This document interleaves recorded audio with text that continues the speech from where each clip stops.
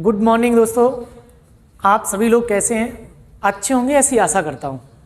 देखिए दोस्त, ये वीडियो जो है वो एसएससी जीडी के लिए है, क्योंकि बताया गया था जैसा कि आपके लिए एक प्रॉपर लाइव क्लास चलने वाली है और एक निर्धारित समय से बताया गया था कि हालांकि मंडे से या संडे से आपकी क्लास स्टार्ट हो सकती है, तो उसी को लेकर के आज से आपकी क्लास स्टार्ट होती है और आपको एक या दो भी जैसा भी होगा वो आपको क्लास पर डे मिलती रहेगी।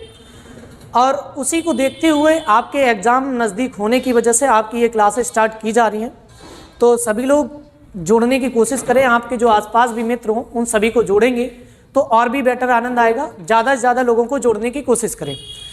देखिए मित्र, आप सभी लोग जैसा कि आपको पता है कि जितना आपको प्रैक्टिस करेंगे उतना ज़्यादा बेटर रहेगा। ठीक, तो आज हम आपकी एक बेसिक सी क्लास लेते हैं और जो लोग नहीं जुड़े थे पहले से, ऑफलाइन क्लासों में नहीं पढ़ा है, तो वो लोग यहाँ से पढ़ें और उसको एक प्रॉपर वे में क्लास को लेते रहें। आपका जब तक पेपर नहीं होता उतना हम आपको जीएस का पूरा कंप्लीट सिलेबस करा देंगे। अगर ऑफलाइन नहीं हो सकता तो ऑनलाइन जैसे भी होगा वैसे हम आपको करने की कोशिश करेंगे मित्र। ठीक है, तो अब हम लोग चल रहे हैं और आपको थोड़ी सी बेसिक क्लास आपको पढ़ाने की कोशिश करते हैं। देखिए मित्र, हम लोग आज जो पढ़ने वाले हैं थोड़ी सी बात करेंगे संविधान के बारे में। जो कुछ बेसिक सी जानकारी है उसके बारे में हम आपको बताते हैं कि संविधान या कॉन्स्टिट्यूशन के बारे में बताएंगे कि आपको क्या चीज़ें होती हैं, कैसी होती हैं। देखिए, आप एक प्रॉपर वे में जानते हैं कि हमारा देश जो चल रहा है वो एक कानून के माध्यम से चल रहा है और ये कानून जो है वो क्या है? संविधान है। कहने का मतलब जो हमारी चीज़ें लिखी हुई हैं वो आपकी प्रॉपर वे कानून में लिखी हुई हैं। तो कहने का मतलब कानून क्या है? कानून हमारा यही संविधान है। और ये संविधान जो लिखा गया था या बना था वो कब बना था? तो याद रखो, संविधान को जो बनाया गया था ये हमारा कब बना था? तो याद रखो, हमने बताया 26 नवंबर 1949 को ये संविधान को अंगीकृत किया गया था। क्या हुआ? अंगीकृत का काम किया गया था। कहने का मतलब है कि संविधान के कुछ पार्ट जो हैं वो हमने 26 नवंबर 1949 को लागू कर दिए थे। इसीलिए हम क्या करते हैं कि 26 नवंबर को कानून दिवस के रूप में मनाते हैं, क्योंकि हमारा कानून यहीं पर लागू हुआ था। तो हमारा जो कानून दिवस होता है वो हमारा 26 नवंबर को मनाने लगते हैं। अब बात कुछ ऐसी होती है कि संविधान के यहाँ पूरे पार्ट लागू नहीं हुए थे, संविधान के कुछ पार्ट लागू हुए थे। याद रखो, संविधान पूरी तरह से लागू होता है 26 जनवरी 1950 को हमारा संविधान पूरी तरीके से लागू होता है। तो कहने का मतलब है कि पूर्ण संविधान हमारा यहाँ पर लागू हो जाता है। अब बात कुछ ऐसी होती है कि संविधान जिस दिन पूरा लागू हुआ उस दिन हमने गणतंत्र भारत के रूप में मनाया। तो गणतंत्र भारत हमारा यहाँ से कहलाता है जब हमारा ये 26 जनवरी की कहानी होती है। तो 26 जनवरी 1950 को हमारा संविधान पूरी तरह लागू हो जाता है और गणतंत्र भारत के रूप में मनाने लगते हैं। ठीक, तो गणतंत्र का मतलब होता है कि जिस देश की जनता जो होती है अपना प्रतिनिधि चुनती है, वो अप्रत्यक्ष या प्रत्यक्ष रूप से चुनती है, वो आपकी कह सकते हैं गणतंत्र कहलाता है। तो हमारा जो एक सर्वोच्च संवैधानिक पद था राष्ट्रपति का था और वही पद हमने क्या हुआ था 26 जनवरी को चुना था। मतलब हमारे राष्ट्रपति जी यहाँ पर डॉक्टर राजेंद्र प्रसाद को सर्वसम्मति से चुन लिया गया था और प्रॉपर वे में वो आपके राष्ट्रपति बन गए थे। अब बात कुछ ऐसी होती है, इतना होने के बाद फिर हमारा होता क्या है, ये हम गणतंत्र दिवस के रूप में आज भी हम 26 जनवरी को मना रहे होते हैं। लेकिन जब हम और आगे की बात करते हैं तो कहानी कुछ ऐसी होती है कि सभी लोग जानते हैं कि एक छोटी छोटी सी बेसिक सी जानकारियां हैं जो हम आपको देने की कोशिश करेंगे। संविधान लागू हो जाता है, राष्ट्रपति जी बन जाते हैं, चुनाव भी अभी नहीं होते हैं लेकिन यहाँ पर एक प्रॉपर वे में चुन लिया जाता है। ठीक, अब बात कुछ ऐसी होती है, हमारे देश में जो कानून का निर्माण करता है, कह सकते हैं हमारे देश में कानून का निर्माण कौन करता है? तो याद रखो, कानून का निर्माण जो करती है उसका नाम है पार्लियामेंट, जिसे हम लोग संसद कहते हैं। तो याद रखो, पार्लियामेंट जो होती है वो आपके कानून का निर्माण करती है। तो ये कानून हमारा बना देती है और कानून बनाने के बाद में होगा क्या कि कानून बन जाएगा। लेकिन याद रखो, जब कभी भी हमारा संविधान जो बन जाता है उसको बनने के बाद उसमें जो भी संशोधन भी करना होगा तो वो हमारी संसद करेगी और कुछ भी कानून बनाना होगा वो भी हमारी संसद करेगी। तो ये प्रॉपर वे में हमारा कुछ ऐसा सीन हो जाता है भाई साहब। ठीक, अब इतना होने के बाद होगा क्या, देखिए जरा, इतना हुआ, इतना होने के बाद अब हम क्या करते हैं, कभी कभार ऐसा सीन होगा जैसे कि अब हम जब बात करते हैं, एक हमारे देश में जो कानून बनाती है वो संसद बनाती है। याद रखो, संसद देश में एक है और यही हमारे संविधान में कानून का निर्माण करती है। लेकिन जब हम और आगे की बात करते हैं तो ये तो हमारे देश में है, लेकिन राज्यों में अगर कोई कानून का निर्माण करना हो तो कौन करेगा? तो याद रखो मित्र, हमारे राज्यों में कानून का निर्माण जो करता है उसका नाम है विधानमंडल। तो याद रखिए, विधानमंडल जो है ये हमारा क्या करता है, एक कानून का निर्माण करता है। विधानमंडल कानून का निर्माण करेगा राज्य में, जबकि केंद्र में कानून का निर्माण कौन करता है, तो हमारी संसद करती है। ये आप भी जानते हैं पूरी तरह से। तो याद रखो, एक पॉइंट आपको याद रखना होता है, कभी कभार ऐसे आ जाता है कि संसद का उल्लेख किस अनुच्छेद में है, तो याद रखिए केवल एक अनुच्छेद हमें याद रखना, बाद बाकी सारे अनुच्छेद हमें याद होने चाहिए। कैसे? जैसे हम लोग संसद का अनुच्छेद याद रखते हैं क्या, यहां पर जैसे कभी कभार आपका आ जाता है 78, ये अनुच्छेद हमारा क्या है, संसद में आता है। ठीक, तो याद रखो इसमें हम क्या करते हैं, ये इसका आ जाता है, तो इसमें हम क्या करते हैं, 78 में 11 घटा देते हैं और एक आगे लगा दे, तो हमारे विधानमंडल का अनुच्छेद आ जाता है। ठीक, तो याद रखो होता क्या, जब हम इसको जोड़ने के बाद हम जब आगे की ओर चलते हैं तो यहां मिलता है हमें कितना, ये आपका 79 है, ये आपका 78 नहीं है। तो 79 जब हम करते हैं तो यहां पर हमें मिलेगा 8 और यहां मिलेगा 1, मतलब यहां पर 11 घटाएंगे, एक आगे लगाएंगे, तो कहने का मतलब हमारा जो आर्टिकल निकलता है वो विधानमंडल का निकलता है। तो 169 में या 168 में आपका क्या मिलेगा, ये विधानमंडल मिल जाता है, जो राज्यों के लिए कानून का निर्माण करता है। या आप अगर ऐसा नहीं कर पा रहे हैं तो आप ऐसा कर सकते हैं, जैसा कि आपको बताया गया कि जो 79 लिखा है इसमें आप क्या करेंगे, 89 जोड़ देंगे। 89 जब आप जोड़ेंगे तो 9 9 18, 8 7 15, 1 16। देखिए 168 ऐसे भी आया, 168 ऐसे भी आया, मतलब आप 11 घटा करके एक जोड़ सकते हैं, या फिर आप क्या करते हैं, या फिर आप ऐसा भी कर सकते हैं क्या कि 11 घटा के एक जोड़ दीजिए और 89 जोड़ देंगे आप। अगर 11 घटाएंगे तो एक आगे लगाना पड़ेगा, अगर आप ऐसा नहीं करते हैं तो 89 जोड़ दीजिएगा, तो आपका प्रॉपर वे में आंसर आ जाएगा। अब क्या होता है देखिए मित्र, अब होगा क्या, अब आपसे कहता है कि हमारी संसद जो है वो कितने सदनों से मिलकर के बनी है। तो याद रखो संसद जो हमारी मिलकर के बनी है वो हम लोग बात करेंगे संसद में। संसद हमारे 3 सदनों से मिलकर के बनी होती है। कौन कौन सी? एक तो हमारी लोकसभा होती है, एक हमारी लोकसभा होती है और एक हमारी राज्यसभा होती है। एक हमारी राज्यसभा होती है, एक हमारी लोकसभा होती है। फिर जब हम और आगे की बात करते हैं तो एक हमारा राष्ट्रपति होता है। तो ये तीनों मिलकर के हमारी क्या करेंगे, संसद का निर्माण करेंगे। लेकिन जब हम और आगे की बात करेंगे, वैसे सेम हमारा विधानमंडल भी राज्य में निर्माण करता है। राज्य में कैसे निर्माण करता है, मतलब राज्य विधानमंडल का निर्माण भी 3 लोगों से मिलकर के होता है। जैसे ये आपकी विधानसभा मिलेगी, विधानसभा पहला पार्ट होता है, फिर दूसरा आपको मिलेगा विधान परिषद, विधान परिषद मिलेगा दूसरा पार्ट। इसके अलावा याद रखो तीसरा पार्ट मिलेगा हमें राज्यपाल का, तीसरा पार्ट हमें राज्यपाल का मिलेगा।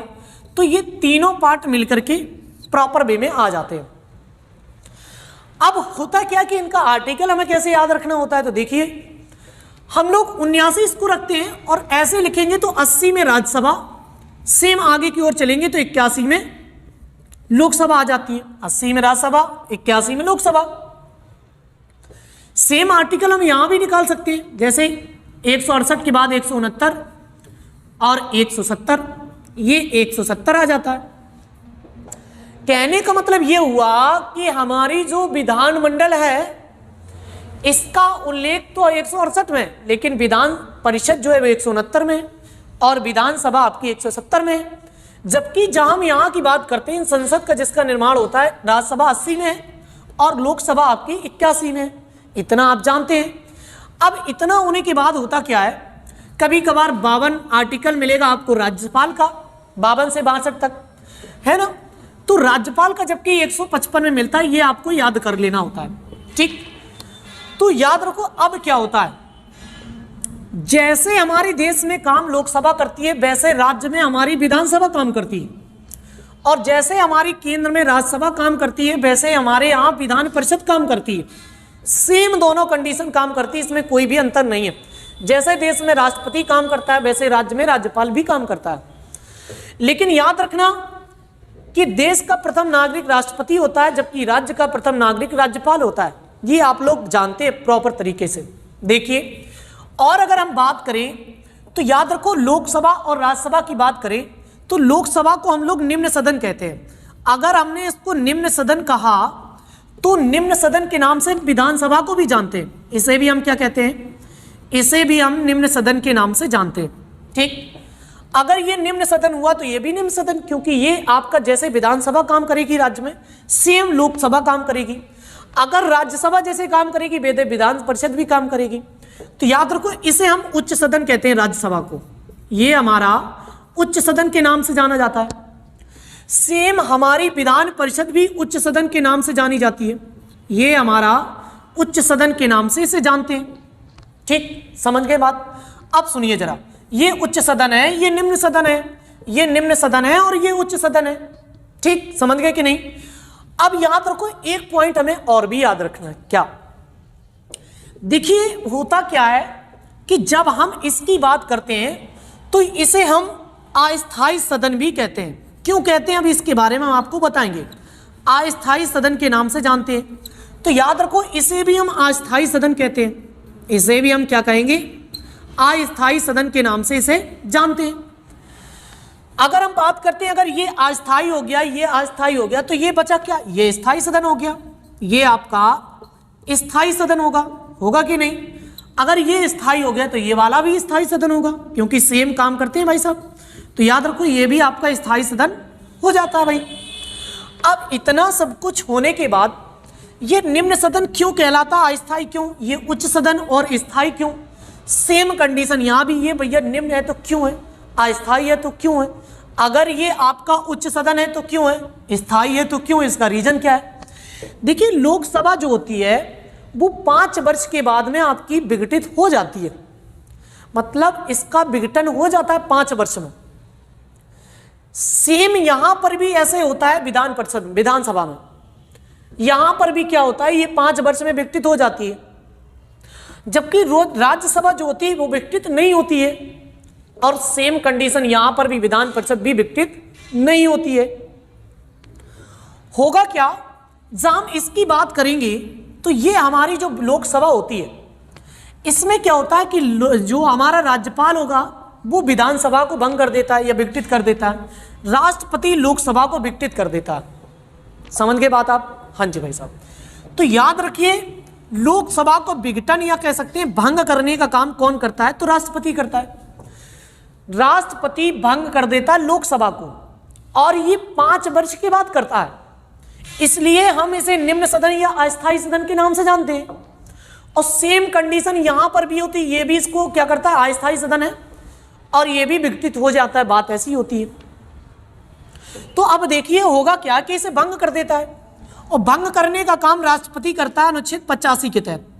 आर्टिकल 85 के तहत राष्ट्रपति लोकसभा को भंग कर देता है, तो इसलिए ये निम्न सदन और अस्थायी सदन होता है। इसे कभी भी राज्यसभा को भंग नहीं कर सकता राष्ट्रपति, इसीलिए हम राज्यसभा को क्या कहते हैं, एक स्थायी सदन के नाम से जानते हैं।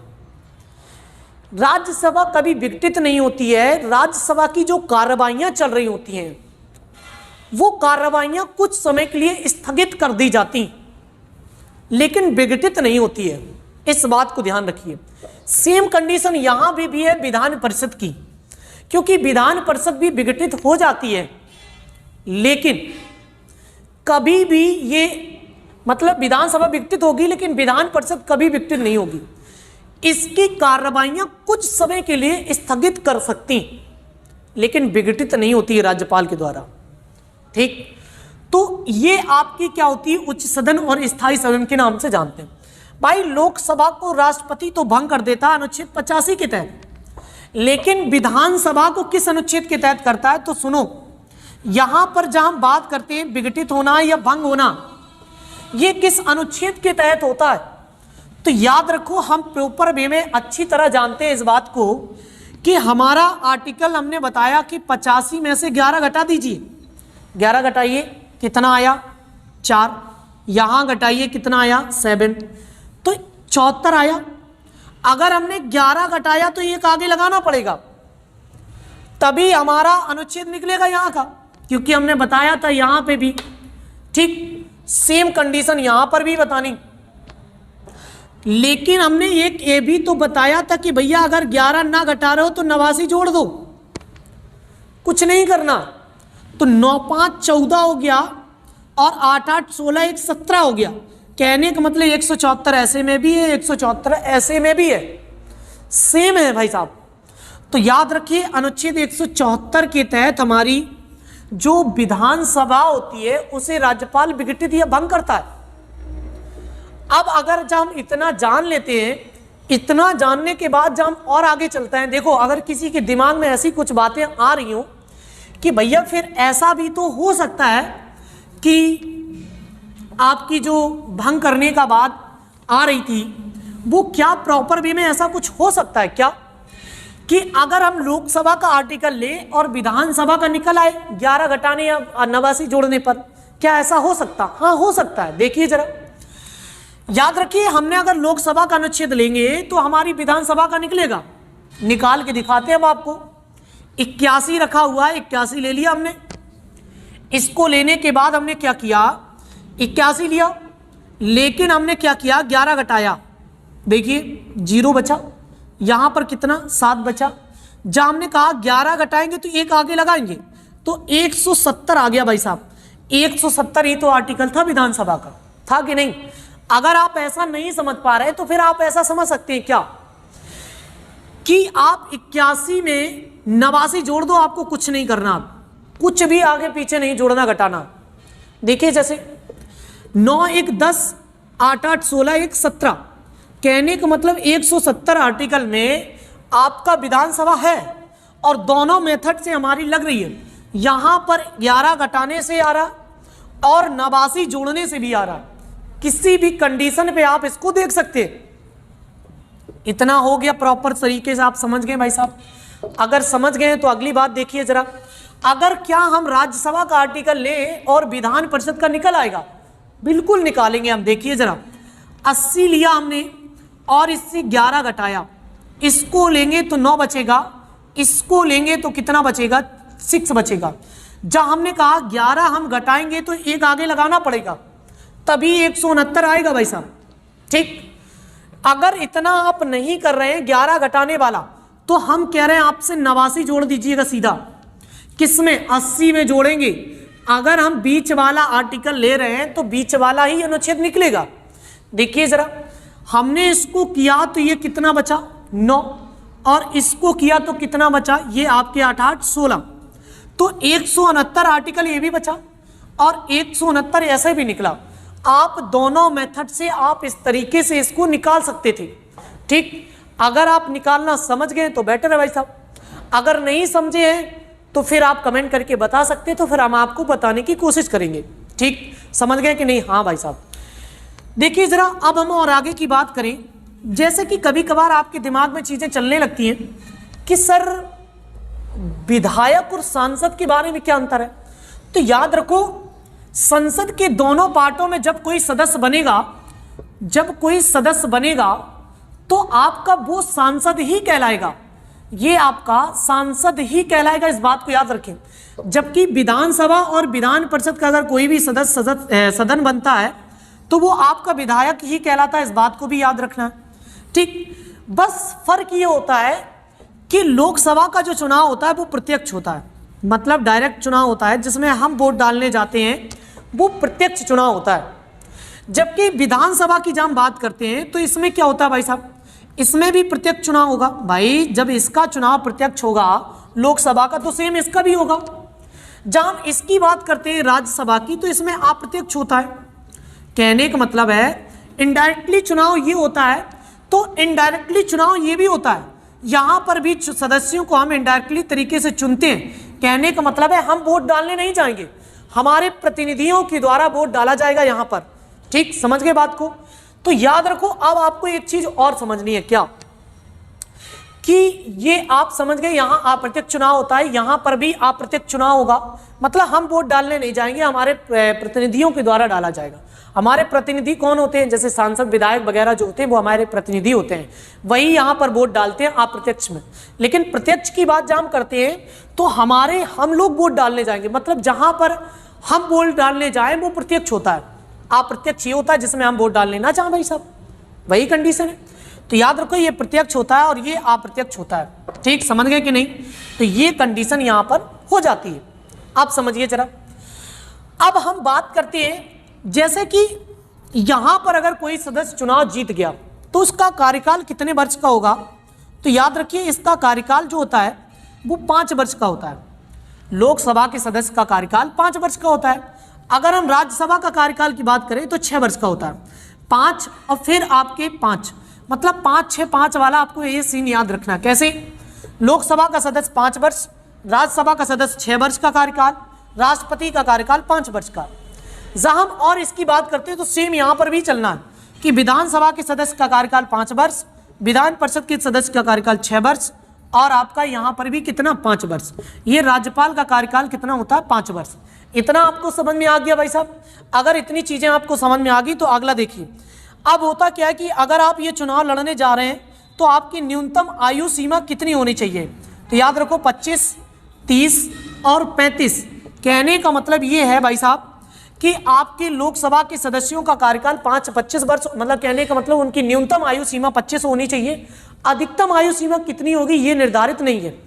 इसके बाद में हम बात करते हैं राज्यसभा की, तो 30 वर्ष होती है। अगर आपकी न्यूनतम 30 वर्ष है तो आप राज्यसभा का चुनाव लड़ सकते हैं। इसके अलावा अगर आपकी न्यूनतम उम्र 35 है तो राष्ट्रपति का चुनाव लड़ सकते हैं। मैक्सिमम आयु सीमा कोई निर्धारित नहीं है, चाहे 40 हो जाए, चाहे 65 हो जाए, चाहे 70 हो जाए, चाहे 75 हो जाए, चाहे 80 हो जाए। मैक्सिमम आयु सीमा आपकी कोई भी निर्धारित नहीं है। ठीक, अब सुनिए जरा, विधानसभा की जब हम बात करते हैं तो सेम यहां पर भी होती है। आयु सीमा की जब हम गणना करते हैं एज की, तो ये अभी आपकी 25, 30 और आपका 35, ये भी आपका क्या करता है, यहां पर डिपेंड करता है। तो ये चीजें भी आपको याद रखनी है कि किसके कितनी आयु सीमा होती है, ये सारी चीजें आपको निर्धारित करती हैं। ठीक मित्र, तो आज की क्लास प्रॉपर भी आपकी इतनी रखी जाती है, और बाद बाकी जैसे ही आपकी क्लास आगे के लिए कंटिन्यू अगले दिन की जाएगी। ठीक, तो आप इतना पढ़ें और इसको नोट करें, धैर्य बना करके पढ़ते रहें, आपका पेपर जरूर निकलेगा। लेकिन आप प्रॉपर वे में मेहनत करते रहें बस। अगर आप मेहनत करते रहेंगे तो आपको सफलता जरूर मिलेगी, अगर आप मेहनत नहीं करेंगे तो आपको सफलता नहीं मिलेगी भाई साहब। तो याद रखिए, कम से कम अभी इस समय प्रेजेंट टाइम में आपको 8 से 10 घंटे पढ़ना है, क्योंकि आपका पता है कि पेपर आ चुका है और बहुत जल्द आपका पेपर होने वाला है। डेट भी आ चुकी है, कुछ समय के बाद आपके एडमिट कार्ड भी जारी हो जाएंगे। ठीक है, तो आज के लिए हम लोग इतना ही रखते हैं। Thank you, all the best सभी लोगों को, गुड मॉर्निंग।